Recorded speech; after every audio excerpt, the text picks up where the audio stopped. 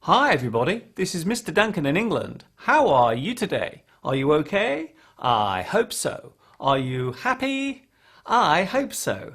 Here I am, all relaxed and calm after last week's terrible drama when my video editing computer decided to die on me just as I was making last week's edition of Ask Mr Duncan. Fortunately, I still have my little laptop, so a big cheer for my laptop! Okay, that's enough. I have some of your email questions and comments to read out again, so without any more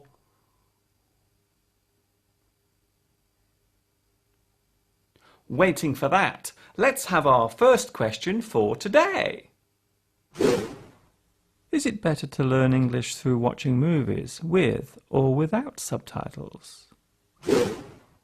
This interesting question comes from Rodrigo Marketic, who lives in Argentina. As you are no doubt aware, I use subtitles in all of my lessons. They act as a guide for those who have a basic grasp of English and now wish to advance further. While watching a movie, you will find subtitles useful for getting used to the fast pace of English speech and dialogue and accustomed to the many different accents which exist in English. Some people find certain American accents hard to follow. Subtitles allow you to closely study the words on the screen as they are spoken. Subtitles serve a very important role and are an invaluable tool for those adjusting to the faster-paced delivery of English. After a while, you can start listening to the words without the subtitles and see how much you can understand. While watching my lessons, you can cover or hide the subtitles, or just simply listen to the sound. Test yourself regularly. This is not a quick solution, and just like any other learning exercise, it will take time. So to answer your question, subtitles are very useful and they do provide a great aid to those who really want to improve their English listening and comprehension skills. A nice email. I have received a lovely email from Lalantha Ignatius, who writes to me from Sri Lanka. Lalantha has watched 53 of my full lessons and has recently discovered my new Ask Mr Duncan channel too. Your 1,000 million thanks are greatly appreciated as well. And yes, Lalantha, I do have a personal Facebook page, and there are other Mr Duncan Facebook pages too, which have been created by some of my online students. Thank you for your email, and good luck to you too. What does the sentence "fingers crossed" mean, and when do we use it?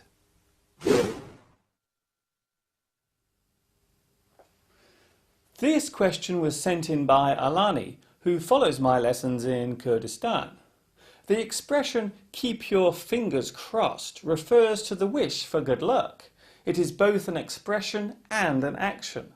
For example, just before I sit my English exam, I will cross my fingers and wish for success. I hope I will pass this exam. You can wish a person good luck by telling them to keep their fingers crossed. Fingers crossed you should pass the exam. You can ask another person to wish good luck to you. My exam is coming soon. Keep your fingers crossed for me. A tasty idiom. This is a loaf of bread, and there are some phrases and idioms connected directly and indirectly to this particular food. If we say that someone loafs around or is a loafer, we are stating that he or she is lazy and avoids doing any work. Another expression is "use your loaf." In this sentence, the word loaf means head. Use your brain, which is, of course, in your head. In this situation, the word loaf comes from the London Cockney rhyming slang, loaf of bread, head. Bread can also be used as a slang word for money. Another nice email. I have received a nice email from Rijan Bandari, who lives in Nepal. I'm happy to hear that your search for an online teacher brought you to my video channel. I hope my lessons will continue to help you with your English studies. Keep in touch, Rijan, and let me know how you get on. Your name, Mr Duncan, is grammatically incorrect. Why do you spell it this way? This is a question I'm asked again and again by many people, sometimes in a very rude way. The simple answer is that Mr Duncan is a nickname. It came into being during my time in China, and it has stuck with me ever since. As Duncan is my first name, it would not be right to address me as Mr Duncan, as in English we only use Mr, Miss or Mrs. when addressing someone by their family name, their surname. So technically speaking, Mr Duncan is not grammatically incorrect. In fact, calling me Mr Duncan would be incorrect. So, Mr Duncan as a complete word is my nickname. It is a title with which I can be identified and found, especially here on YouTube. If you don't believe me, try typing Mr Duncan as a search on Google and see what happens. Another nice email. I have no idea how this goes back. I have received a nice email from Muzammil, one of my online viewers in Pakistan, who wrote to me last weekend after noticing that Ask Mr Duncan 18 had not been posted onto my channel. Well, as you all now know, my computer broke down just as I was about to begin editing it. That is the reason why it was posted late last week.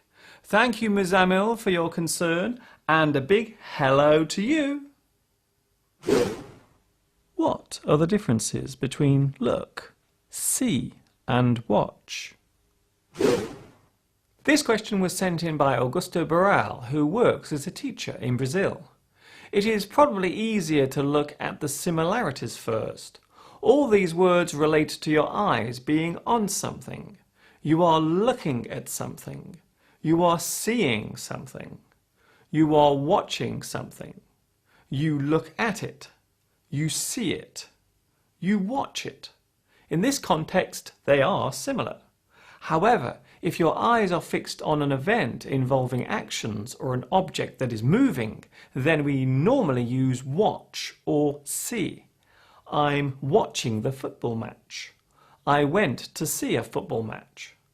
Look usually relates to viewing something which is still or static. Look at a photo. Look at a painting. Look at a magazine. Of course, there are exceptions. For example, if I wanted to draw your attention to something or someone. Hey, look at that man! He's got no trousers on! So, watch and see are often used as direct synonyms, while look tends to be used more as a way of showing a sudden action or a negative one. He looked at me all the time. He would not stop looking at me.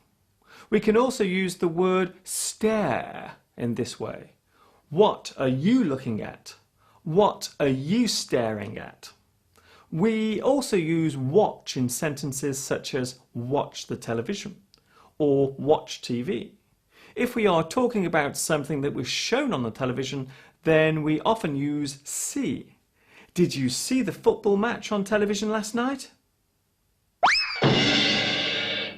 Before I press Alt-Control-Delete for this week, I would like to say a special hello to Robert Mosh, who comes from Brazil but is now living in the USA.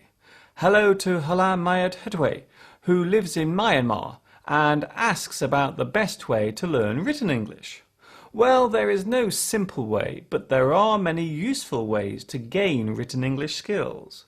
Using books as a reference will help you to pick up new words and improve your spelling. Of course, you will need a dictionary. Thanks to modern technology, it is much easier nowadays to translate from and to virtually any language using a computer or an electronic dictionary. That is all from me for today. Thank you for sending me your questions and comments. I can promise you that I do read all of them, even though I cannot always answer them here. I will be back with you again next week for another Q&A session. Who knows, I could be answering you. This is Mr Duncan in England saying thank you for asking me, and of course, ta-ta for now.